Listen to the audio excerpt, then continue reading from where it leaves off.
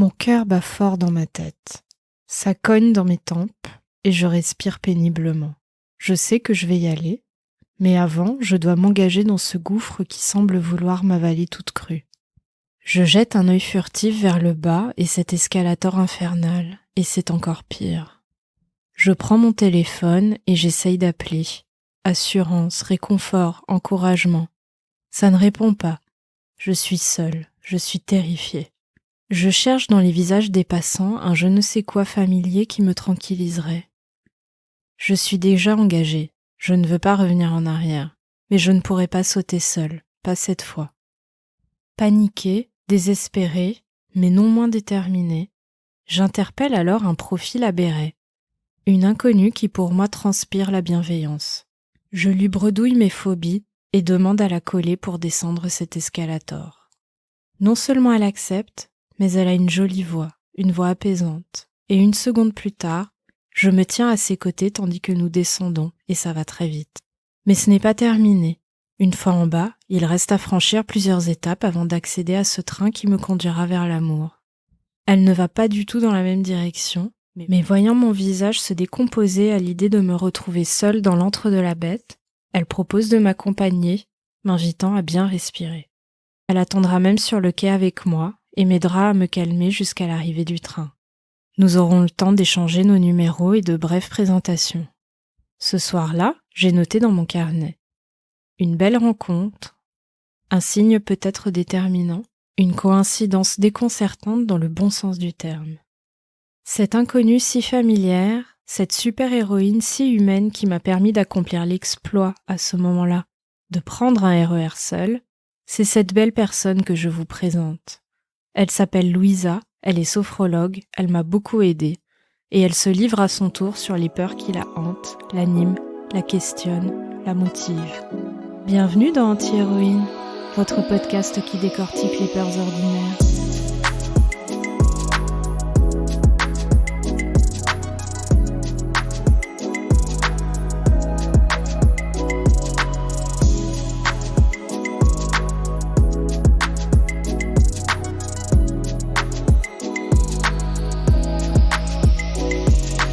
Il y en a une qui veut toujours pas se mettre en ménage, dit ma mamie de près de 90 ans en me regardant avec insistance.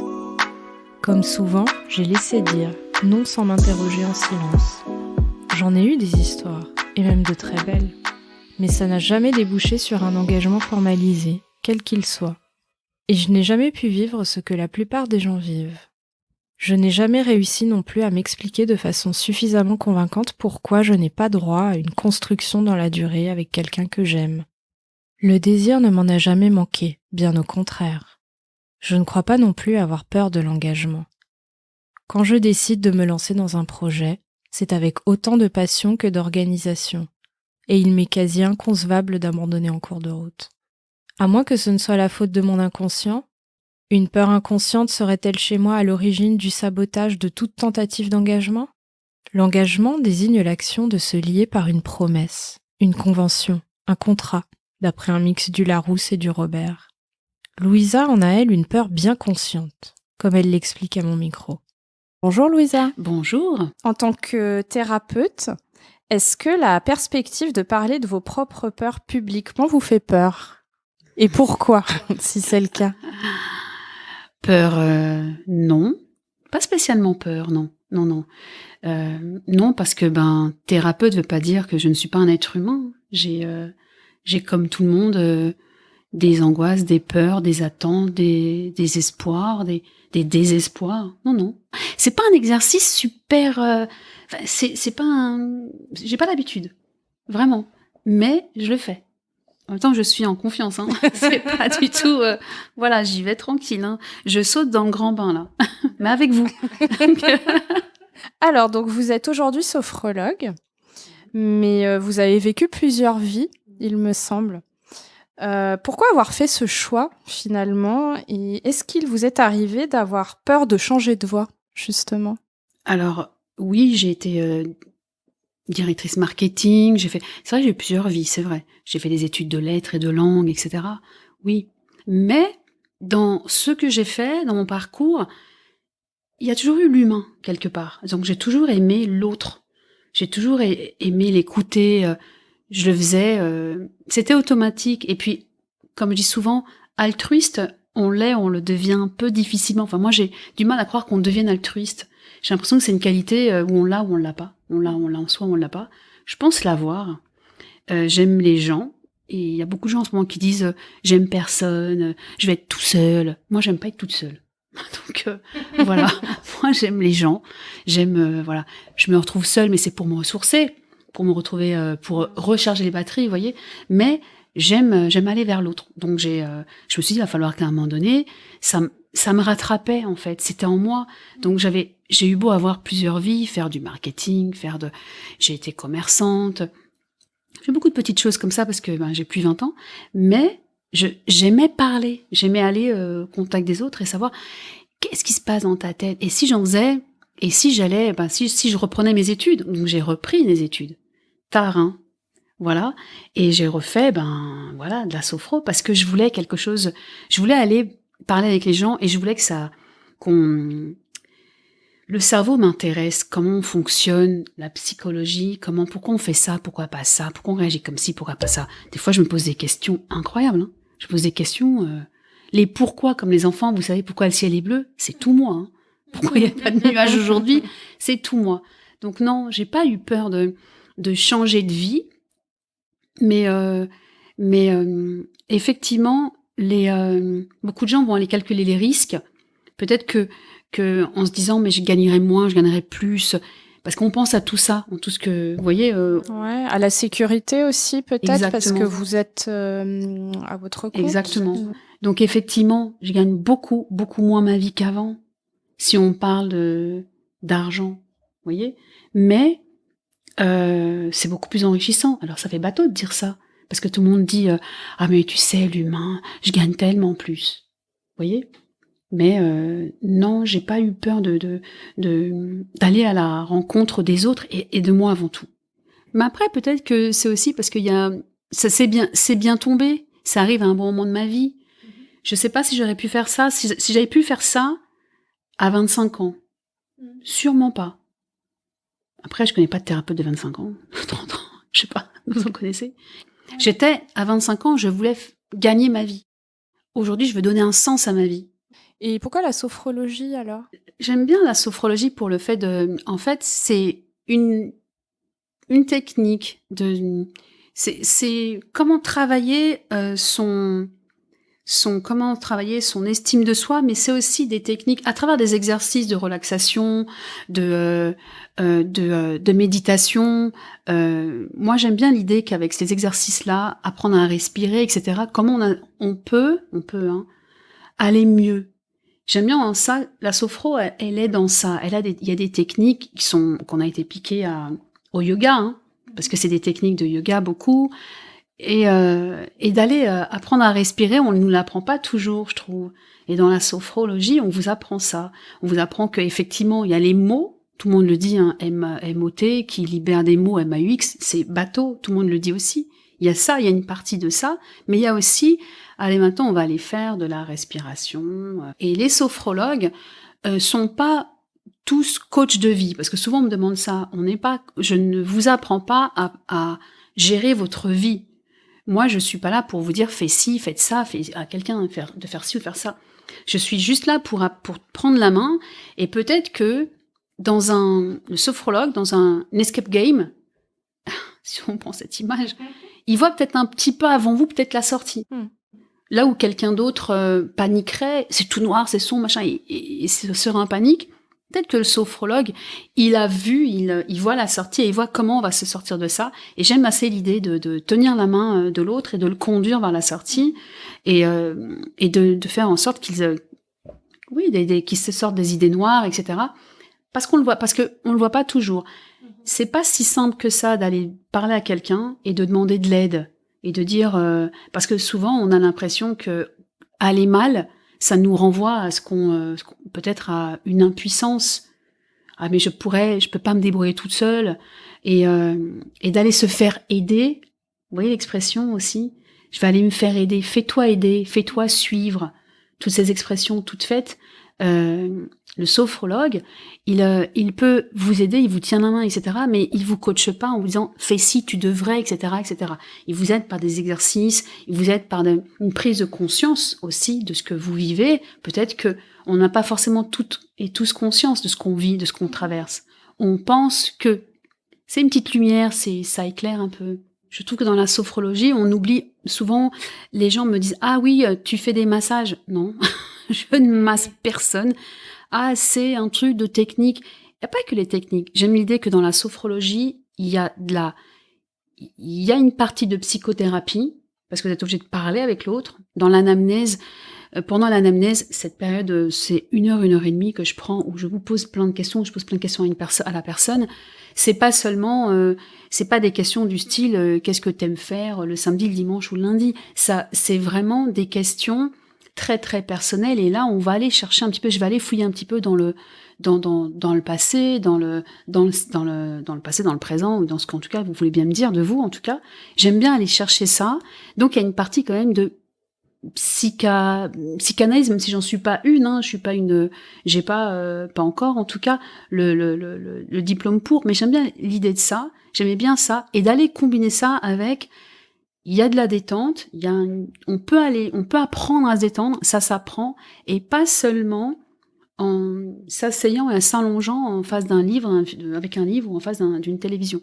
Il y a aussi des techniques qui peuvent chasser la boule d'angoisse qu'on a dans le ventre, et j'aimais bien l'idée que ça soit assez, quand c'est répété, que ça ait il y ait un résultat.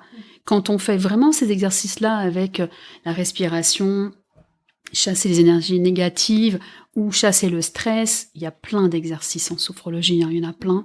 J'aime bien l'idée qu'il y ait un résultat. Je dis pas qu'en psychanalyse il n'y a pas de résultat, ou qu'un psychiatre n'a pas de résultat. C'est peut-être un peu plus long, oui. Je pense, parce que rares sont les personnes qui sont chez un sophrologue 10, 15, 20 ans. Rares sont les personnes, je les connais pas. Oui, la sophrologie, on peut la mettre plutôt dans la catégorie des thérapies brèves. Oui, en tout cas, moi je mettrais là. Ça, en tout cas, moi, ça ne m'intéresse pas d'avoir quelqu'un qui viendrait me voir en me disant, en ayant peut-être dans l'idée de rester avec moi 1 an, 2 ans, 3 ans. Waouh, vous voyez ? Moi, non. Les techniques de relaxation dont je vous parle, dynamique veut bien ce que ça veut dire. Ça vous aide pas. On n'est pas en hypnose. Vous voyez, on est assis ou allongé, mais en tout cas souvent assis. Vous êtes là, vous pouvez les faire toutes seules après chez vous, quand je vous les explique, vous pouvez les appliquer. C'est pas quelque chose que je garde pour moi. Vous transmettez. Voilà, et cette idée-là me plaisait vraiment beaucoup. Et donc, juste pour résumer, la sophrologie, donc c'est très utile contre le stress. Ça peut soulager l'anxiété. On apprend à gérer ses émotions, la peur, la boulimie, toutes les phobies là qu'on peut avoir aussi. Quand on connaît ces techniques-là, elles peuvent vous servir au quotidien. Moi, j'ai une patiente qui avait peur de prendre l'ascenseur. Donc, apprendre à respirer avant et à essayer de canaliser cette espèce d'angoisse, etc. C'est facile à dire comme ça. Canalise ton stress, canalise ton angoisse. Mais c'est pas facile à faire. Ah non, j'en sais quelque chose. Vous voyez? Et puis, comme je dis souvent, j'aime bien cet exemple, mais comme je dis souvent, quand vous ouvrez un bocal hyper fermé, vous coupez la respiration pour l'ouvrir. Alors que là, c'est là qu'il faut au contraire apprendre à la libérer. Il y a des étudiants, vous savez, le stress de l'examen, ne pas savoir gérer, ne pas prendre la parole en public. Tout ça, la sophrologie peut énormément aider en ce sens. Moi, j'ai appris il y a pas si longtemps, par exemple, quelque chose de très basique, qui est que quand on se sent pas bien, quand on sent que la panique monte, une chose à faire qui est relativement simple et qui aide quand même à se calmer un petit peu, c'est de juste expirer, en fait. Oui. Le réflexe qu'on a en général, c'est plutôt d'inspirer et de tout garder et voilà, et de se mettre en apnée, en fait. Et là, du coup, on a le rythme cardiaque qui s'accélère et c'est de pire en pire. En fait, quand on expire, ça permet de redescendre un petit peu et après, on va d'autant mieux reprendre une respiration normale qu'on a bien vidé ses poumons. Et même écouter son cœur battre. Si vous vous focalisez dessus, si d'un seul coup on s'arrête toutes les deux là et qu'on s'arrête 2 secondes et qu'on écoute les battements de son cœur, on va un petit peu, on va se calmer en fait, ça va redescendre, la pression va redescendre, etc. Et ça, on le fait pas assez. On a plutôt tendance à retenir, à tout retenir, à rien évacuer. Apprendre à respirer, moi je reste convaincue que ça s'apprend à respirer. Soit par le ventre, le nez, la bouche, les temps entre deux, inspiration et expiration, ça aussi, ça s'apprend. Et puis les exercices avec les bras, ça vient du yoga, hein. Vous savez, il y a des postures, il y a plein d'exercices. Hein.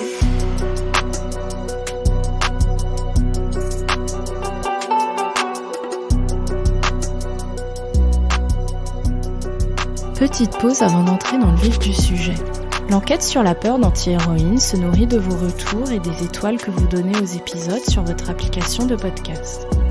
Alors n'hésitez pas à en mettre le plus possible et à suivre les actualités du podcast sur le compte Instagram antihéroïne.podcast. Je vous invite aussi à me proposer des sujets ou des témoignages pour de prochains épisodes. Merci pour votre soutien.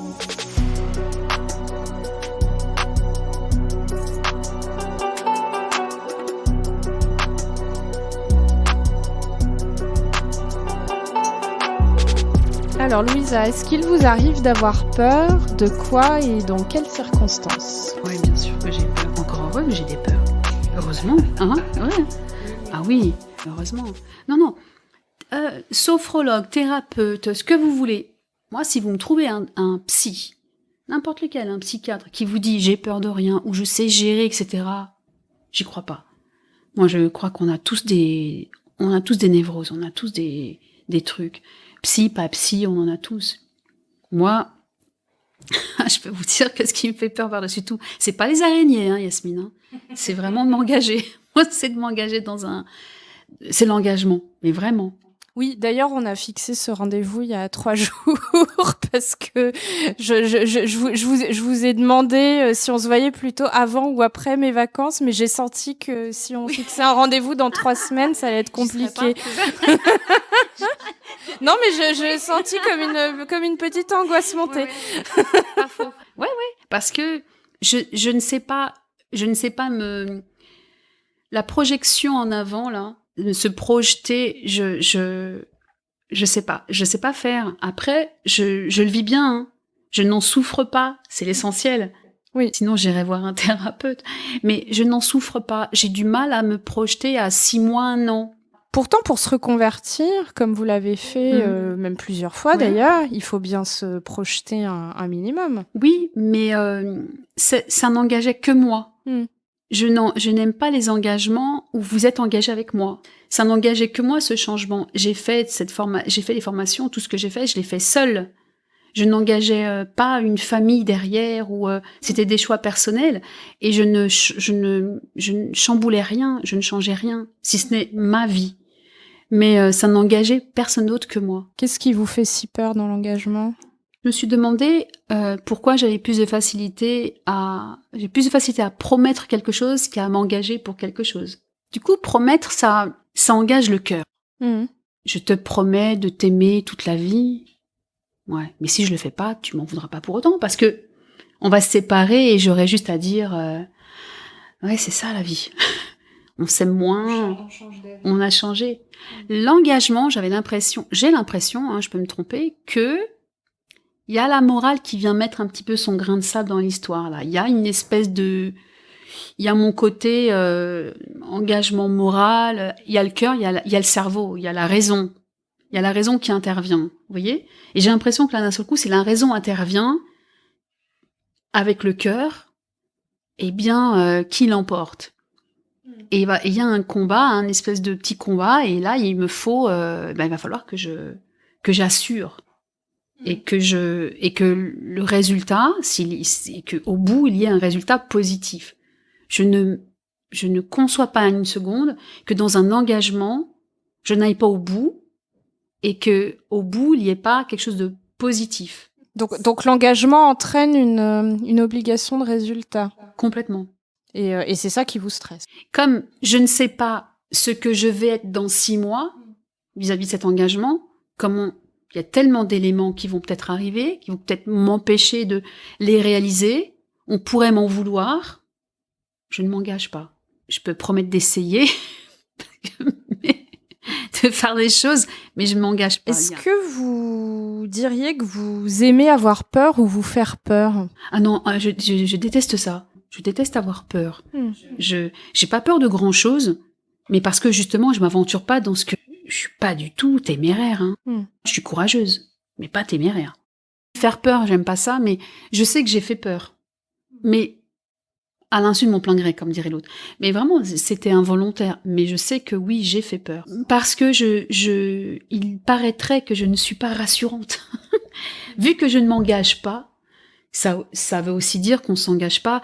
Il n'y a pas que des contrats. Il y a aussi, je m'engage pas dans la vie à deux, je m'engage pas dans les mariages, dans un mariage. Je me suis jamais engagée dans un mariage, dans une vie à deux, dans refaire un enfant, 2 enfants, 3 enfants. C'est un engagement très fort. Donc, comme je n'ai jamais fait ça, j'ai toujours refusé de faire ça, j'ai toujours fait peur aux hommes pour les faire fuir. Comme ça, je ne m'engageais pas. Moi, je l'ai fait, je sais, je l'ai fait. J'ai fait peur à des hommes volontairement pour les faire fuir, pour ne pas avoir à m'engager, pour ne pas avoir à répondre à leurs questions, à leurs demandes. J'en suis pas, il n'y a pas de fierté à vous le dire, mais il n'y a pas non plus de honte. Mais encore une fois, j'en souffre pas. J'en ai pas souffert. C'est comme une espèce de parapluie qu'on déploie là pour se protéger. Alors, se protéger de quoi, vous me direz? Je sais bien. Mais se protéger de l'engagement. Parce que si je ne suis pas à la hauteur de l'amour qu'il prétend avoir pour moi, je dis bien qu'il prétend, parce qu'on n'est jamais sûr de rien en termes d'amour. Hein. Je t'aime, hein. Je t'aime, pour moi, aujourd'hui, je t'aime au mois de juillet. Il vaut pas un je t'aime au mois de septembre, on sait pas. Vous m'aimerez peut-être moins, alors bon. C'est pour ça que c'est très... Du coup, je m'engageais pas, et du coup, ouais, je leur ai fait peur. Avec des choses, des fois, incroyables. Hein. Genre, comme quoi? Ah ouais, là, c'est confidence. Hein. là, c'est... Je suis malade. Si tu restes, je vais pas être la même personne que je suis. Parce que je vais avoir un traitement. Je vais pas être comme là. Ils sont partis. Hein. Ils sont vraiment partis, Yasmine. Mais dans ces cas-là, pourquoi pas partir vous-même, en fait? Sûrement parce que j'aime pas faire de la peine. J'aime pas non plus faire de la peine et dire, tu sais, toi et moi... Moi, j'aime bien, je suis une passionnée, donc j'aime la passion. Et j'entre dans l'histoire avec passion, avec tout mon être. Et après, quand je m'aperçois que la passion, derrière, ça mène à de l'amour, et puis qu'après, il y a un engagement, et peut-être une vie à deux, je dis, oh là là, je le voulais, ça, mais finalement... parce qu'on le veut quelque part, on a tous envie d'être aimés. On a toutes et tous envie d'être aimés, mais après, quand c'est là, merde, qu'est-ce qu'il faut faire là? Là, c'est sérieux. Là, c'est sérieux. Et puis, ça veut dire que on va perdre un peu de sa liberté. Et moi, j'aime tellement la liberté. Donc, c'est ça, en fait, qui vous fait peur derrière l'engagement, c'est de perdre sa liberté. Oui. Pourtant, l'engagement, enfin, vous parliez de promesses tout à l'heure qui pouvaient ne pas être tenues dans le temps. Un engagement, il peut aussi être rompu. Bien sûr, mais j'ai beaucoup de mal avec ça. J'ai beaucoup de mal avec cette idée. J'ai beaucoup de mal avec le fait de... on s'engage. Je mets quoi en gage? Moi? On met qui en gage? C'est vrai qu'il y a gage. Il y a gage dedans. Dans engagement. Donc c'est moi que je s'engage contre ce que tu attends de moi. C'est... Waouh! Faut que j'étudie ça, hein, ça me revient. Moi aussi, je vais réfléchir. Je vais réfléchir à tout ça. Parce que voilà. Et puis rompre le truc, ça veut dire que si je romps le truc aussi, je vous déçois. Et moi, décevoir, balance, ascendant, balance, mais pas question. Je suis l'équilibre. Ah oui, donc décevoir, pour le coup, c'est une vraie peur. Oui. Que vous avez. Oui, j'aime pas décevoir. Du coup, je m'engage pas. Pour pas te décevoir, je m'engage pas. Mais pour pas décevoir l'autre, ou vous décevoir vous-même. Non, l'autre, parce qu'il attend, il y a des attentes. Il y a des attentes et j'aime y répondre, donc j'aime bien répondre aux attentes. Mais ça m'est arrivé aussi de répondre à certaines attentes et d'en être malheureuse. En amour, principalement. De faire des trucs, on le fait tous. Ces fameuses concessions. On en fait. Mais, ah oui, je le fais, machin. Mais on n'est pas heureux, en fait, au fond. On n'est pas heureux. On a fait ça, on a fait ci. Oui, mais on fait des concessions. Mais en fin de compte, on n'est pas heureux. J'aime prévoir à 1 semaine. Je pense que c'est le max. Une semaine. C'est ce que j'ai découvert de moi dernièrement. D'ailleurs, mon planning, il fait une semaine. Et je sais jamais la semaine d'après. Et même si j'ai des rendez-vous, hein, quand j'ai des rendez-vous avec des personnes, oui, elles sont notées. Mais j'aime me laisser la semaine. Et quand on me dit, si la personne vient vers moi en me disant tous les lundis, tous les mardis, tous les machins sur un an, waouh, je vais dire oui, mais il y aura peut-être un lundi où ça va pouvoir se faire. Qu'est-ce qu'on fait? Je vais vous décevoir, voilà. Donc je prends mes rendez-vous sur une semaine.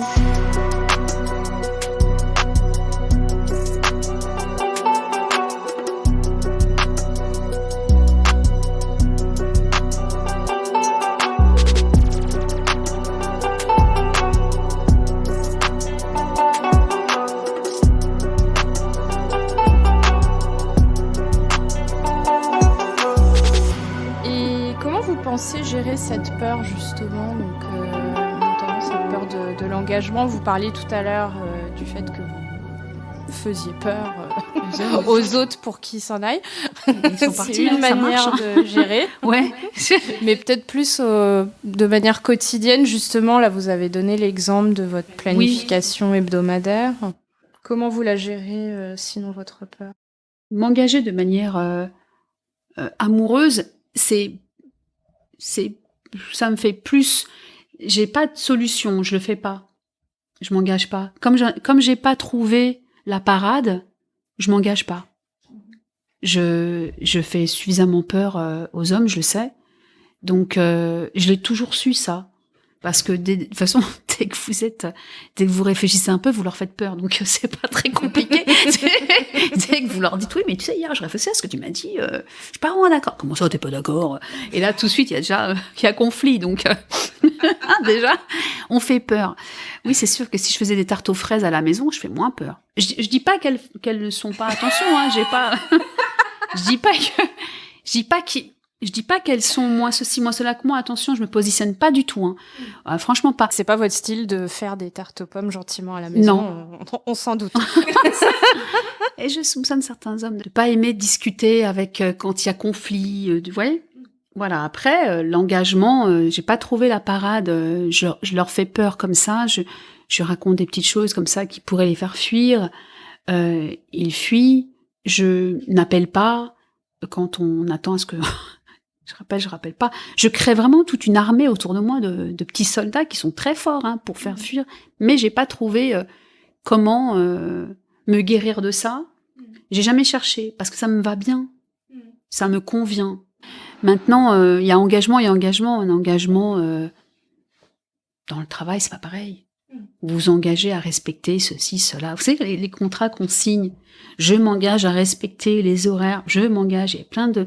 Quand je travaillais, il y avait ces trucs-là. Vous les signez, mais en vérité, vous ne lisez pas tout.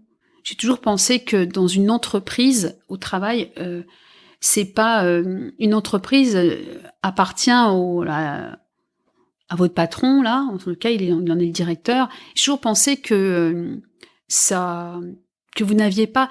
qu'il en avait que faire de vous. Moi, j'ai toujours pensé qu'il en a que faire de nous, en fait, le patron. Donc, que vous engagiez à pas, ça l'aide juste à, si demain vous ne faites pas ce qu'il attend de vous, à peut-être porter plainte contre vous. Enfin, ça lui sert à ça. À venir vous rappeler avec ce papier que vous êtes engagé et que vous n'avez pas respecté l'engagement. Et là, il va faire un truc donc contre vous. Alors, je signe rien. Voilà. D'autres peurs comme ça qui vous... qui affectent votre quotidien dans un sens ou dans un autre, d'ailleurs, c'est pas forcément négatif. Si je rentre vraiment dans le, je sais pas si c'est très très personnel, mais voilà, c'est ce que j'ai signé avec vous. Je me suis engagée pour le coup avec vous à vous dire toute la vérité, rien que la vérité. L'avenir me fait un peu peur, ouais. Mais pas moi en tant que femme, mais moi en tant que mère. Voilà. Parce que, oui, j'ai une enfant handicapée, donc j'ai peur de l'avenir, mais pour ma fille. Voilà. J'ai cette peur, oui. Je dirais même que elle est même plus présente que l'engagement, que la peur de s'engager avec quelqu'un dans une vie à deux. C'est le futur pour ma fille, parce que je l'élève seule depuis des années, et que qu'est-ce qu'elle va devenir après mon départ pour une autre vie, mais cette fois-ci dans l'au-delà, enfin en tout cas voilà ailleurs, et que va devenir ma fille? Ça, c'est une vraie peur, parce que celle-ci, elle, quand j'y pense, elle me rend profondément triste, profondément. Donc elle réveille une vraie peur, la peur de laisser un enfant vulnérable dans une société, waouh, qui fait vraiment de plus en plus peur. Oui, ça, oui, vraiment. Ça peut me valoir des nuits blanches, oui. Alors que vous me connaissez, je suis plutôt quelqu'un d'assez souriant et tout ça. Mais là, pour le coup, ouais, je suis pas bien. Là, je suis vraiment pas bien. Et pour le coup, j'ai pas de solution. Parce que avoir un enfant différent des autres, le protéger, la protéger avant de partir, c'est pas comme certains parents. Certains parents disent, moi j'ai mis mes enfants, mis mes enfants à l'abri parce que je lui ai laissé mon héritage. Moi non, j'ai cette peur et je l'aurai toujours de que va devenir ma fille après moi, vraiment. Et je ne peux pas l'armer, je ne l'ai pas armée contre les autres, comme on essaie d'armer son enfant pour aller... parce que la vie étant de plus en plus difficile, hein, on leur inculque plein de valeurs. Les études, ça va les aider aussi à s'en sortir dans la vie pour gagner cette vie qui commence à être de plus en plus dure à gagner, justement. Moi, j'ai pas pu apprendre tout ça à ma fille, et comme elle est autiste, et qu'elle est dans un monde qui lui est propre, c'est pas évident. Voilà, parce que je peux rien lui laisser. Lui laisser quoi? De l'argent? Qu'est-ce qu'elle va en faire? Il lui faudra quelqu'un pour le gérer, cet argent. Ça fait peur. Plus que l'engagement, pour le coup, là. Oui, mais du coup, c'est un engagement à vie, effectivement, là, oui. Que d'avoir un enfant. Oui. Là, c'est... Et vous voyez, c'est waouh. Je vous ai dit un jour que j'en voulais pas d'enfant, vous vous rappelez? Et j'en ai jamais voulu. Et j'ai une fille, et du coup, je m'engage à vie, là. Et c'est pour ça que j'aime pas les autres engagements. J'ai presque envie de vous dire, la seule personne pour laquelle je vais m'engager à fond et à qui je dois tout, c'est elle. Parce qu'elle est vulnérable. Parce que c'est l'éternelle petite fille, quoi. Voilà. Faut la protéger. Et donc, il me faut être 3 fois plus forte, 4 fois plus forte. Pas de temps à perdre avec un homme pour qu'il faudrait être 10 fois plus forte pour lui. Non.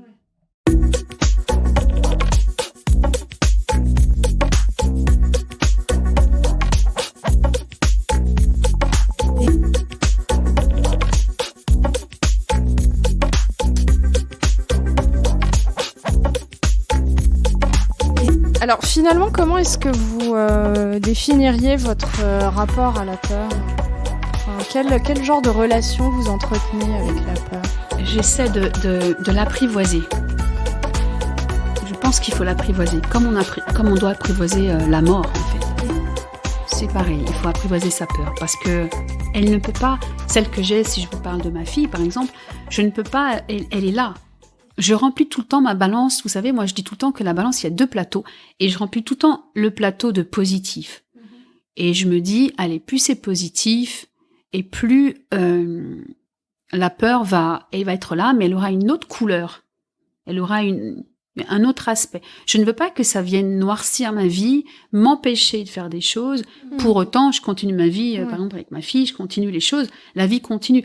Je rencontre plein de gens, je fais mon métier avec... Vraiment, j'aime beaucoup ce que je fais. J'aime beaucoup ça, oui, vraiment. J'aime beaucoup. Et en rien, ma fille ne m'empêche de faire en plus ce travail. Donc c'est encore plus génial. Et j'aime beaucoup ça. Mais je ne veux pas que cette peur de cet avenir m'empêche de construire avec elle, de voyager avec elle, de faire des projets avec elle en me disant, mais tu sais, ça sert à rien, Louisa, parce que de toute façon, on n'emporte rien avec nous. Moi, je veux justement vivre les instants et que cette peur-là ne me paralyse pas et ne m'empêche pas de faire les choses.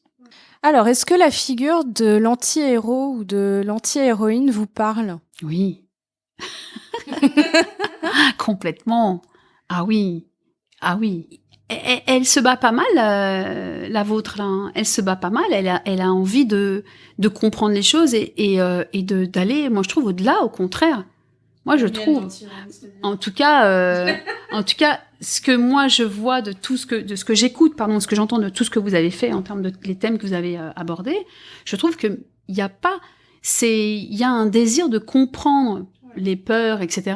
Et donc qui dit comprendre dit qu'est-ce que j'en fais, qu'est-ce que je fais de cette peur-là. Et qu'est-ce que je fais de pourquoi j'ai peur du noir.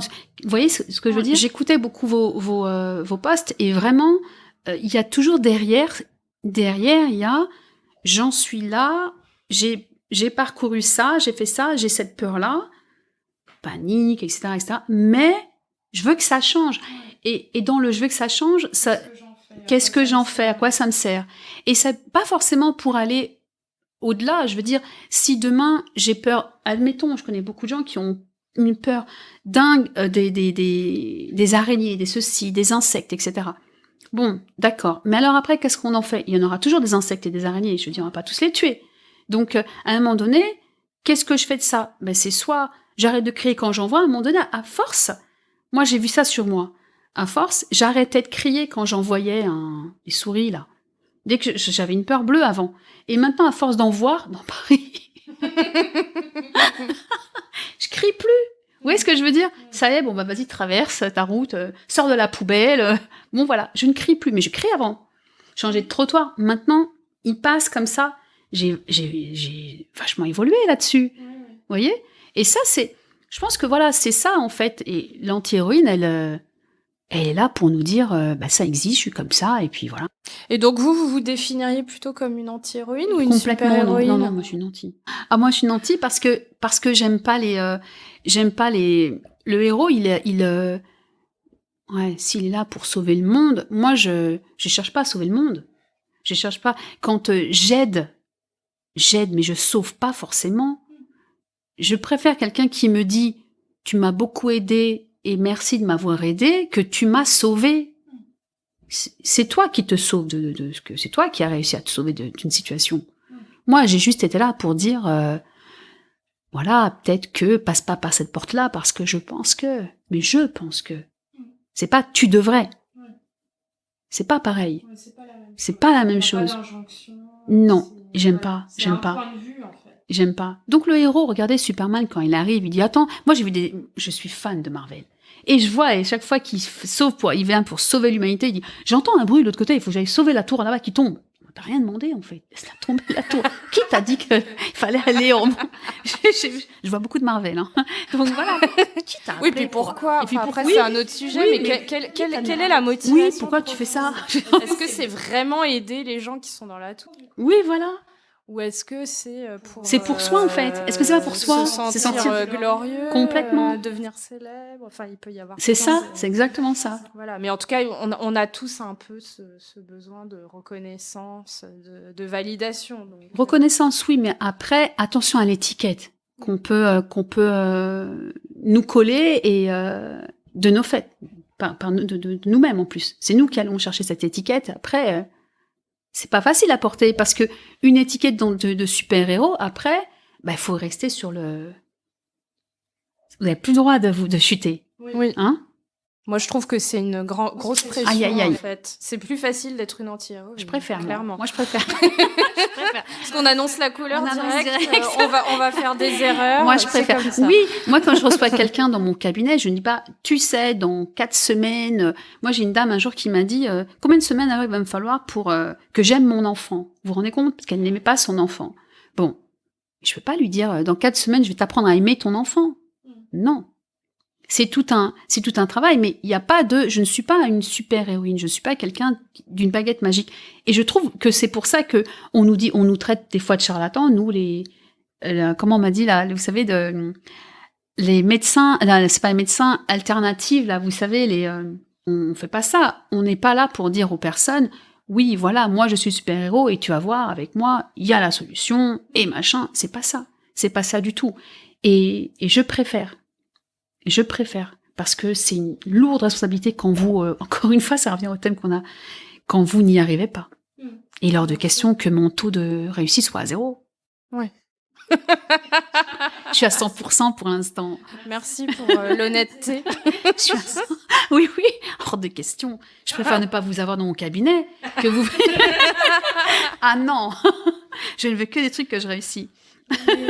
Mais ce qui est difficile, parce qu'on vit dans une société quand même du résultat, de la performance, et vous avez des gens, ils sont prêts à payer, Voilà. à dépenser des sommes astronomiques, mais par contre, ils veulent des résultats. Ils veulent des résultats. Sauf que quand il s'agit d'émotions, de C'est santé pas ça, mentale, moi, je dis au ça se revoir, marche madame. pas comme Bah, ça. je dis Il au n'y revoir, a madame. pas de baguette magique C'est ce que je pour leur dis. éliminer dépression, anxiété. Complètement pas. Enfin, Et comme j'ai pas la baguette magique et que j'ai pas le truc, je préfère que la dame, on se dise au revoir.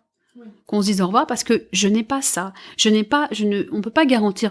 Je peux aider, soutenir, entendre. Et vous savez, c'est pas si simple d'écouter les gens. Parce que souvent on dit oui, mais tu sais, je peux parler. Moi, j'ai une dame qui m'a dit, vous m'avez dit la même chose que ma belle-sœur. Sous-entendu, vous m'avez rien apporté. En gros. Et je lui dis, mais c'est moi qui vous le dis. Votre belle-sœur, peut-être que vous allez entendre 1 fois, 2 fois, mais pas 3, 4. Parce qu'au bout de 4 fois, vous allez lui dire, écoute, c'est ma vie. C'est ma vie, c'est ton point de vue. Donc oui, mais complètement. On veut. Vous vous rendez compte qu'on a on reçoit des gens dans les cabinets qui viennent vous dire dans combien de temps je vais guérir d'un baby blues, je n'arrive pas à... Que vous veniez me dire quand un jeune ado vient me dire j'ai du mal à prendre la parole en public, je peux lui dire que en 5-6 séances, parce que ça c'est autre chose. Vous voyez, là, on cible quelque chose de spécifique. Spécifique, tout à fait. C'est l'estime de soi, c'est la confiance en soi. Ça peut se travailler, ça peut se modeler, surtout chez un ado ou un jeune enfant. Ça, on peut le travailler. Mais quelqu'un qui vous dit « j'aime pas mon enfant et comment je vais apprendre à l'aimer et dans combien de temps j'irai mieux et dans combien de temps je l'aimerai », vous vous rendez compte de... Et si je lui dis dans 10 séances et vous allez voir et qu'elle revient à la bout de la 11e, je l'aime toujours pas. Qu'est-ce que je fais, moi? Non, je ne peux pas m'engager à ça. C'est hyper compliqué.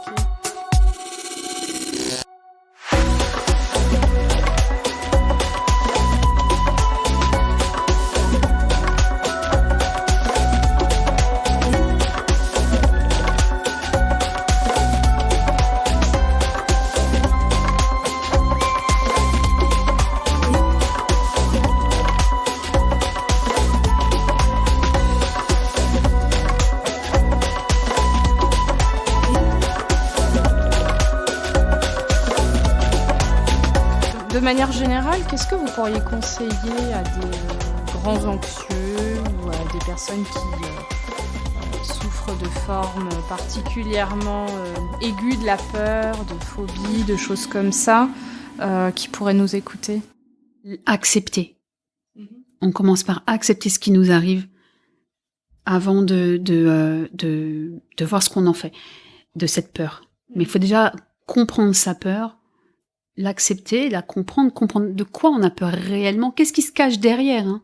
Parce que il y a toujours quelque chose derrière, toujours. Et vraiment, à cette foutue enfance, je vous assure, il y a du boulot. Ouais, la peur, c'est pas forcément le sujet. C'est pas forcément le sujet, vraiment pas. Donc oui, c'est et après, quand on a commencé à comprendre pourquoi on a peur de ça, etc. Après, on peut aller vers des thérapies comme la sophrologie qui va vous apprendre à le gérer. Mais il y a des peurs, il y a certaines peurs qui ne partiront jamais. On va les garder là, en soi. On va apprendre à vivre avec elles. On va apprendre à ce qu'elles ne se manifestent pas trop souvent, mais on va apprendre à vivre. Mais il y en a certaines qu'on peut évacuer. La peur des souris, à moins que ce soit vraiment une grosse phobie, etc. On peut... mais il y a des peurs qui se... Oui, il faut l'accepter, la comprendre. Et elle remonte. Ça remonte à beaucoup plus loin. N'hésitez pas à aller voir des thérapeutes. Hein. Moi, je trouve qu'il y en a que... faut se faire aider. Faut pas se dire non, je vais travailler sur moi. Travailler sur moi, ça peut vous aider, mais ne le faites pas toute seule. Parce que vous n'aurez que votre point de vue et vous n'aurez que votre prisme. allez voir ce qu'autour de vous, un autre thérapeute pense, un psychiatre, s'il faut un traitement pour certaines peurs qui sont beaucoup plus profondes qu'on ne le croit. Faut pas hésiter, moi je trouve. Faut pas hésiter à aller se confronter. Ouais. Oui, c'est ça qui est enrichissant, c'est d'avoir un autre point de vue, un autre prisme. Oui, un autre prisme, et puis voir pourquoi et comprendre. On est de moins en moins dans ça, en fait. Je trouve que plus on a des outils, il y en a des outils maintenant, et moins on comprend. La liberté. J'ai pas toujours été libre. Voilà, j'ai pas été une adolescente libre, un enfant libre. Je n'ai pas été libre de penser ce que je veux. Je n'ai pas été libre de faire ce que je veux. Je ne me suis pas mariée avec l'homme avec lequel je voulais me marier. J'ai jamais été libre. Donc, il y a un vrai désir chez moi de garder la liberté que j'ai aujourd'hui. De la préserver. Alors, Louisa, comment allez-vous aujourd'hui et quels sont vos projets ? Pour demain, pas dans 2 ans. Ah oui, à une semaine, je les ai, Yasmine. Je sais alors, pas, dans une semaine. Non, regardez, je vous ai dit que je partais fin août. Oui, c'est vrai. Je suis allée loin au niveau du projet. Vrai. Vous avez booké les billets ? Non. Ah, voilà. Allez. Mais vous avez quand même calé les dates avec quelqu'un. Oui, j'ai calé les dates pour dernière semaine d'août, je vais au soleil. Mais oui, j'ai pas encore les billets. Il faut que j'ai les billets. Là, mais je vais avoir peur, vous savez, que d'avoir les billets en poche va me faire peur. Parce que je vais me dire, mais si quelque chose vient... Vous les annulerez ou vous les perdrez ? Ça vous paraît ça pour vous, ça, mais pas pour moi. C'est la première fois que je vais faire ça. Là, c'est une grande première pour moi. Mais parce que la personne que je vais voir dans le sud, j'y tiens énormément. Donc c'est ça, c'est le projet, là. C'est quoi ? C'est court terme ? Un mois, on va dire moyen terme. Moyen terme. Ouais. Parce que long terme, j'en ai pas. J'ai pas de projet à long terme.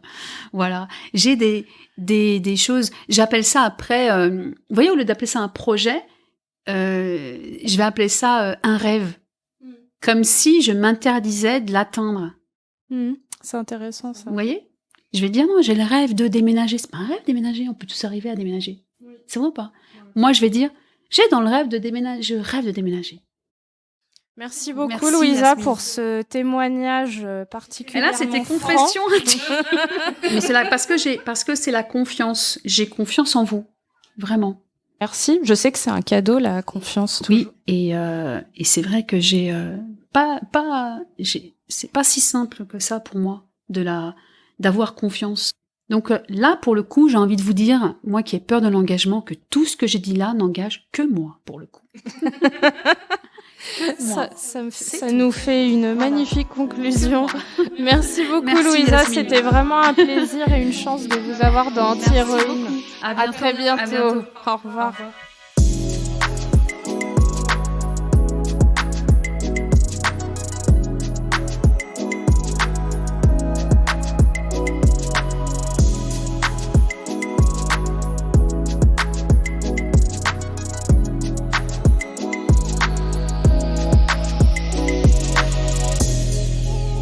Comme toutes les peurs, la peur de s'engager en cache bien d'autres. La peur de décevoir, la peur de perdre sa liberté, mais aussi la peur d'être trahi ou abandonné, d'échouer, de se tromper. Car s'engager, c'est choisir, pour le meilleur comme pour le pire.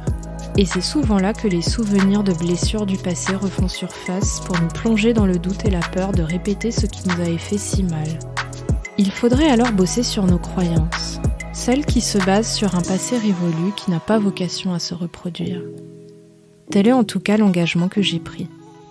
Merci pour votre écoute et à bientôt dans Anti-Héroïne.